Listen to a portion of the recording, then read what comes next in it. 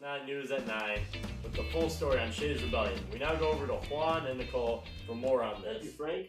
Earlier today, Shays Rebellion finally came to an end after weeks of near war. For those of you that haven't been following the story, Shays Rebellion was a small rebellion of poor war veterans and farmers in Massachusetts. It was named Shays Rebellion because of the leader and ex-war veteran Daniel Shays. The rebellion lasted a total of 9 months, starting August 29, 1786, and finally ending today, June 4, 1787. There was a lot of tension and near war at times, but there was more of a threat of violence rather than actual war. We now go over to Beth in our research department to see how all this happened. Thank you, Juan and Nicole. Shays Rebellion was caused by the post-Revolutionary War depression that was felt especially hard by the citizens of Massachusetts. Due to the depression, the rural farmers were not able to pay off their debts and tax collectors were seizing their land. Along with the farmers and war veterans, including Daniel Shays, they were not being paid their money from fighting in the war. Without this money, they could not pay off their debts, and most of them lost their property just like the farmers. These people who had lost their land began to protest. The protests gradually increased in violence by stopping tax collectors from collecting and taking back seized property. Here is footage obtained at one of the protests where the protesters were stopping and threatening tax collectors. Hello, gentlemen. I've come to collect your taxes this evening. I'm with Daniel Shays. I say you can leave. The people wanted the courts to print more paper money to help them pay off their debts. The courts refused to comply with the people's demands. In late August, a group of people began a protest that stopped a court from adjourning until the people's demands were met. To stop any other court shutdowns, Government Bowdoin of Massachusetts organized a militia led by William Shepherd that would stop the protesters. While he did this, the Supreme Court was having a meeting to declare the protests unconstitutional. Another Supreme Court meeting was scheduled to be in Springfield, Massachusetts. Protesters, including Daniel Shays, were planning on stopping them from adjourning. William Shepherd, anticipating this, gathered his militia around the court. When the protesters arrived, Shays decided not to fight, but just to stand outside of Shepherd's lines. No fighting broke out, but it did stop the court from adjourning.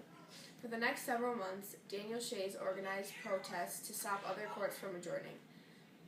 During this time, Shays was joined by a man named Luke Day, who helped organize the protests. This continued until November, when the protests increased to a rebellion. We will go over to Fred for more on that. As the protesters grew in number, Daniel Shays and Jack Day began to organize the protesters into rebels.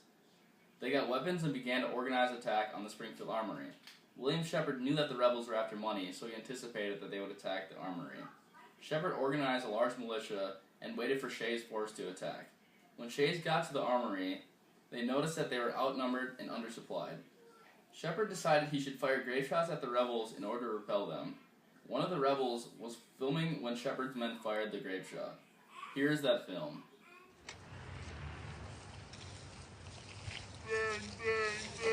Oh, yes.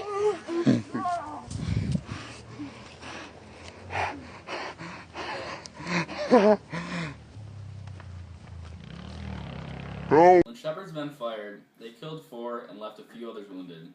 The grape shot is all it took to send the rebels running back to their camp. The rebels survived at their camp until the militia caught up to them and scattered them once again. After their second defeat, the rebellion dissolved, with most of them fleeing toward Vermont and New Hampshire. This rebellion is expected to have a large impact on the Constitution and the power of the states. We will now go over to Felipe with more on this.